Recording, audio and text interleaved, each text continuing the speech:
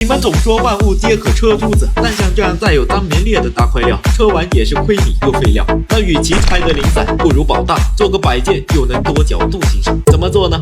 你看啊，材料呈长条形，但中间却横穿两条小裂，棉絮和表面的脏四处串门。这时想要化解瑕疵和挑出种水，就必须重工打造。在和翠友日夜加来回探讨之后，还是决定做个吉祥的人物——寿星公。额头高耸，眉眼含笑，仙袍广袖，柱杖脱逃，仙童相伴，灵鹿随行。剩下的材料呢，再来个祥云缭绕，如踏清风，不染纤尘。有问题吗？没有问题。